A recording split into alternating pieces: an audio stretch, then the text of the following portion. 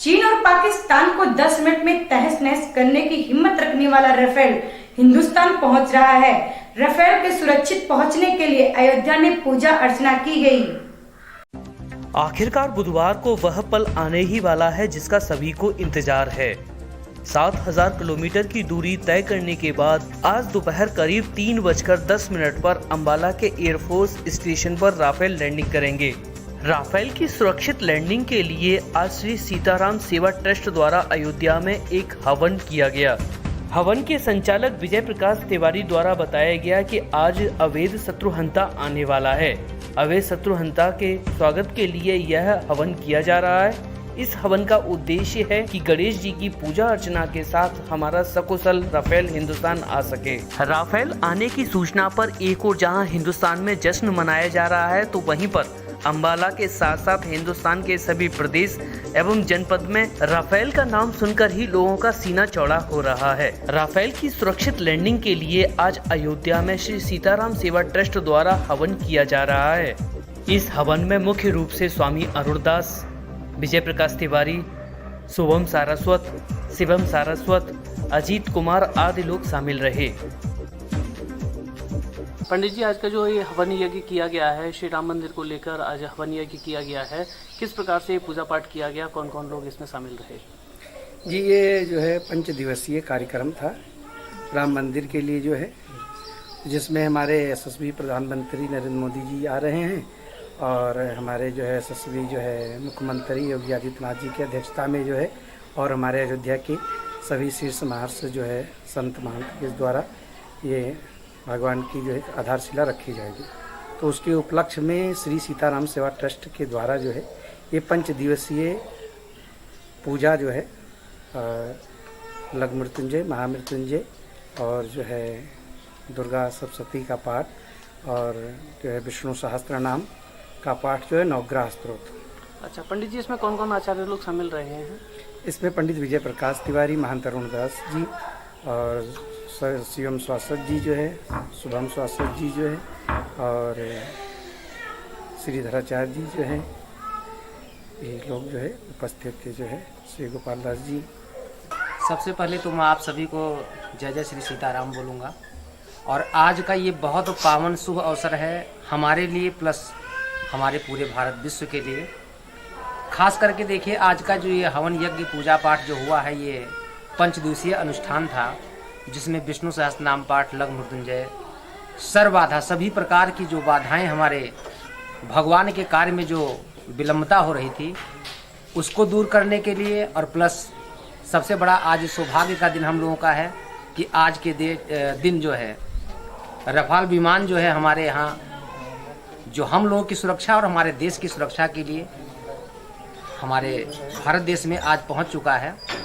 उसके लिए, क्योंकि देखिए शत्रु को पराजित करने के लिए शस्त्र और शास्त्र दोनों की आवश्यकता है। जहाँ पे हमारा शस्त्र नहीं काम करता वहाँ पे हमारा शास्त्र हमको सुधारता है, और जहाँ पे शास्त्र के द्वारा नहीं मानते वहाँ पे शस्त्र की भी आवश्यकता पड़ती है। और ख़ास करके मैं आप सभी को एक विनम्र आपके चैनल के माध्यम से प्लस जो भी दर्शक इस वक्त मुझे देख रहे हैं, मैं सबसे आग्रह करूँगा कि 5 तारीख मीन्स 5 अगस्त 2020 को आप सब के लिए सबसे महत्वपूर्ण दिन होगा, जिसका हम लोग लगभग 500 वर्षों से अथक प्रयास, अथक संघर्ष के बाद ये हम लोगों के लिए शुभ अवसर आया है भगवान के भवन का, यानी भगवान के भवन का जो शिलान्यास होना है।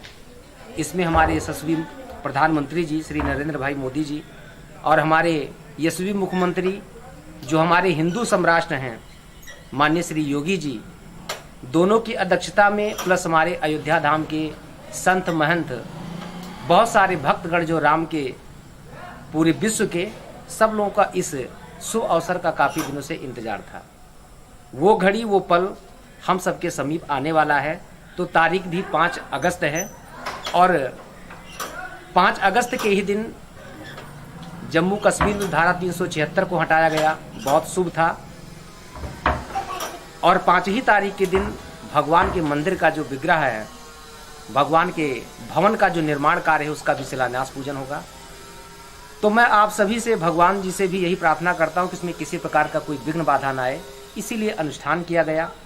और इस अनुष्ठान के द्वारा मुझे पूरा विश्वास है अपने किए हुए कर्म पे, भगवान पे, कि इसमें किसी प्रकार की विघ्न बाधा नहीं आएगी। मेरे राम जी का सुंदर बहुत अच्छा सा भवन तैयार होगा, भव्य और दिव्य मंदिर तैयार होगा, जिसमें आप सब आएंगे, दर्शन करेंगे और ठाकुर जी का आशीर्वाद आप सब प्राप्त करेंगे। पंडित जी, इस हवन में कौन कौन आचार्य लोग शामिल रहे हैं, कहाँ कहाँ से वो लोग उपस्थित? इसमें देखिए हमारे सहयोगी कई सारे आचार्य जी हैं, रविंद्र शुक्ला जी हैं और नवीन पांडे जी हैं, शुभम शाश्वत जी हैं, शिवम शाश्वत जी हैं, महंत अरुण दास जी हैं, गोपाल दास जी हैं और मैं पंडित विजय प्रकाश तिवारी, मैं भी आप लोगों की सेवा में था, इस कार्यक्रम में था। और मेरा ये अथक प्रयास रहता है कि जितना भी हो सके अपने धर्म की रक्षा हो, क्योंकि धर्म की रक्षा के बिना हमारा ये जीवन जो है ना बेकार है। संस्कृति के बिना संस्कार धीरे धीरे विलुप्त होता जा रहा है। तो उस संस्कार को जागृत करने के लिए, उस संस्कृति को जागृत करने के लिए यज्ञ अनुष्ठान हम ब्राह्मणों का परम दायित्व और धर्म बनता है। क्योंकि धर्म जहाँ पे नहीं होगा वहाँ पे कहीं ना कहीं जो भी अभी प्रेजेंट टाइम में जो प्रकृत आपदाएं चल रही हैं, ये सब धर्म की विलुप्ति का ही कारण है। लेकिन हम लोगों का अथक प्रयास रहता है। फिलहाल बहुत लोग इस चीज़ों को मानते हैं कि यज्ञ अनुष्ठान के द्वारा हमारे जीवन बहुत कुछ अच्छा होता है, हुआ भी है, हम सब ने इस पे देखा भी है। लेकिन बहुत लोगों के मन में इसके प्रति विडंबनाएं भी होती हैं। लेकिन जब पूजा पाठ होता है तो वास्तविक रूप से जब भी आप भगवान के मंदिर में पूजा पाठ करते हैं, बैठते हैं, अंतःकरण से अपने आप को एहसास करिए कितनी मन को प्रसन्नता प्राप्त होती है। पंडित जी, सूचना क्रांति का दौर है, लोग इंटरनेट के इस दौर में मोबाइल का इतना ज़्यादा प्रचलन कर बैठे हैं कि वह अपने धर्मशास्त्र की जगह पे आजकल वेब सीरीज़ पे ज़्यादा महत्व दे रहे हैं। रामायण विलुप्त होती जा रही है, गीता विलुप्त होती जा रही है, लोग इस पे पढ़ना ही नहीं चाहते। तो ऐसे लोगों के लिए आप क्या चाहते हैं कि सरकार क्या कदम उठाए? क्या सिर्फ सरकार ही इस पर कदम उठाए कि लोगों को भी इसमें जागरूकता लानी पड़ेगी? बहुत अच्छा आपने प्रश्न किया है। देखिए, इसके लिए सबसे ज़्यादा जरूरी तो यही है, इसमें सरकार क्या कर सकती है। सरकार सिर्फ यही कर सकती है कि हमारे शिक्षा में, जैसे बहुत दिन पहले, यानी मैं आपको बोल सकता हूं कि 2000 से पहले 5th क्लास में एक परशुराम लक्ष्मण संवाद था। हमने भी पढ़ा है, आप लोगों ने बहुत सारे हमारे जो समकक्षी होंगे लोग पढ़े होंगे। उस परशुराम लक्ष्मण संवाद के द्वारा हमको बहुत कुछ ज्ञान प्राप्त होता था। आज भी मुझे परशुराम लक्ष्मण संवाद कंठस्थ याद है, 5th क्लास की ये पुस्तक में था। लेकिन इसमें गवर्नमेंट सिर्फ केवल, मैं तो चाहता हूँ गवर्नमेंट से यह आग्रह करता हूँ कि कुछ संस्कृति के प्रति, हमारे इस राष्ट्र के प्रति जो हमारा विषय है उसमें थोड़ा बहुत हमारे हिंदी सब्जेक्ट में इसका जो है अनुसरण करें, इसको प्रकाश डालें। और इसके साथ साथ में हम सबकी जिम्मेदारी बनती है, जैसे हम लोग और सब चीज़ें देखते हैं मोबाइल पे, थोड़ा सा भगवान का भजन करें, अपने माता पिता, अपने बूढ़े बुजुर्ग का आशीर्वाद लें और कुछ नित्य कर्म जरूर करें। देखिए, नित्य कर्म के बिना आपका जीवन व्यर्थ है। सच में जो अगर आपका कुछ है तो केवल परमात्मा का नाम ही जो आपके साथ यहाँ भी और आगे भी, यानी भूत, भविष्य और वर्तमान। अच्छे कर्म के द्वारा हमको अच्छे हाथ पैर, जबान, अच्छी शकल सूरत हमको प्राप्त हुआ। ये किसने दिया? किसी वेब ने नहीं दिया है, किसी फिल्म इंडस्ट्रीज ने नहीं दिया है, हमारे माँ बाप ने भी शायद हमको नहीं दिया। ये परमात्मा की गॉड गिफ्ट है। उस परमात्मा का आप हम सबको धन्यवाद करना चाहिए। अपना जितना ज़्यादा से ज़्यादा हो सके अपना समय भगवान की सेवा में दें। पंडित जी, आप खुद एक योगी हैं, उत्तर प्रदेश के मुख्यमंत्री योगी आदित्यनाथ भी एक योगी हैं। उन्होंने लॉकडाउन में दूध बेचने की अनुमति नहीं दी है, लेकिन शराब बेचने की अनुमति है। इसको किस दृष्टि से आप देखते हैं? देखिए, मैं एक चीज़ आपको बता दूं, इस पर मैं बहुत ज़्यादा चर्चा नहीं करूंगा, लेकिन फिर भी मैं कहता हूं कि ये चीज़ 100% गलत है। शराब व्यक्ति के, देखिए, नशा व्यक्ति के जीवन का सिर्फ वनली करेगा तो मात्र केवल नाश ही करेगा। शराब चाहे आप पिए या कोई भी पिए, शराब व्यक्ति के जीवन को अच्छे गुण नहीं लाते हैं। लेकिन गवर्नमेंट क्या कर रही है? सर्वप्रथम तो मैं यही कहूंगा कि सबसे पहले तो हमारे मठ मंदिरों को खोलना चाहिए, जहां पे भगवान का दर्शन। आप एहसास करिए कि एक बार मठ मंदिर, भगवान के दरबार, गुरुद्वारा में जाने के बाद हम लोग अपना सर तो जरूर झुकाते हैं। आज के डेट में इस बात को देख करके हमको भी बड़ा कष्ट होता है। जब निकलता हूँ रोड पे, बाहर देखता हूँ शराब के ठेके पे के बाहर जो है बड़ी बड़ी लाइनें लगी रहती हैं। इतनी लाइनें ना तो किसी के घर में मैंने देखा, ना किसी मंदिर मठ में देखा। और ये कहीं ना कहीं इस कल का ही प्रभाव है। इस कलयुग में देखिए जितने भी आज के डेट में जो प्रकृति आपदाएं आ रही, इसी का कारण है। जब आप होश में नहीं होते, नशा में होते हैं, तो आपको खुद नहीं समझ में आता कि मेरी पत्नी है, मेरी माँ है, मेरी बेटी है, मेरी बहन है, हम इसके साथ किस शब्दों का उपयोग करते हैं।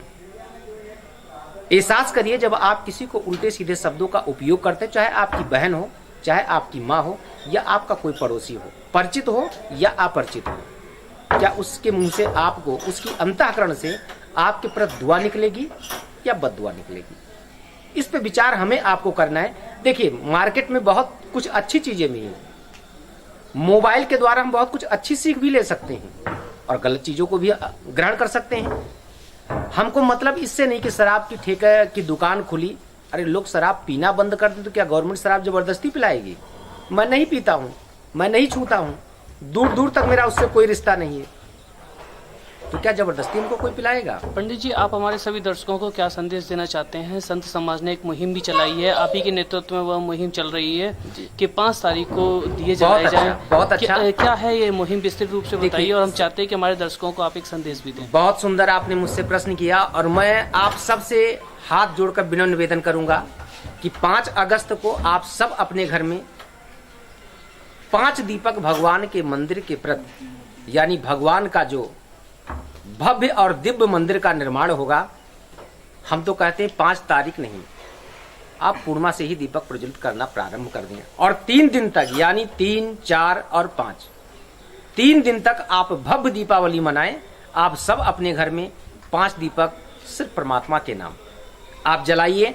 आपके जीवन में मैं प्रॉमिस करता हूं कि आपके जीवन में एक अद्भुत सा चमत्कार होगा। मेरे द्वारा मैं यही सब आप सबसे आग्रह करूंगा कि 5 दीपक 5 अगस्त को आप सब जरूर जलाएं। प्रयास करें कि हम 3 तारीख से ही 5 दीपक को प्रज्वलित करना प्रारंभ कर दें। 5 से अधिक जला सकते हैं, अपने घर के बाहर, अपने मंदिर में, भगवान के प्रति जरूर आप सब पे कृपा होगी, आप सबका कल्याण होगा, विश्व का कल्याण होगा। और आज हम सबका बहुत सुंदर सा अवसर है, बहुत सुंदर सा समय है। जैसे हम अपने भवन को कभी कभी हम लोग भूमि पूजन करते हैं ना, बहुत प्रसन्नता होती कि मैं शायद आज नहीं तो कल अपनी कुटिया में जरूर होंगे। परमात्मा तो हमारे 500 वर्षों से बहुत अथक संघर्ष के बाद कितने कोर्ट कचहरी के चक्कर काटे हमारे हिंदू सम्राट, तब जाकर के आज ये भव्य मंदिर का शिलान्यास होने का शुभ अवसर प्राप्त हुआ है। तो इस अवसर को हम लोग खोने ना दें। अपने घर के भवन को बनाने के लिए हम लोग बहुत प्रयास करते हैं, एक छोटा सा प्रयास करिए। हमारे हिंदू समाज को, हमारे संत समाज को, सबको आपके द्वारा बहुत बड़ी प्रसन्नता प्राप्त होगी कि हमारे साथ इतने सारे लोग हैं। इस मंदिर के पूजन में, मंदिर के निर्माण कार्य में आप सब अपना बहुमूल्य समय भी दें, अर्थ भी दें, तन और मन धन तीनों से आप जितना सहयोग कर सकते हैं आप सब सहयोग करें। भगवान का मंदिर बने, आप सबका कल्याण हो, यही मेरी शुभकामना है।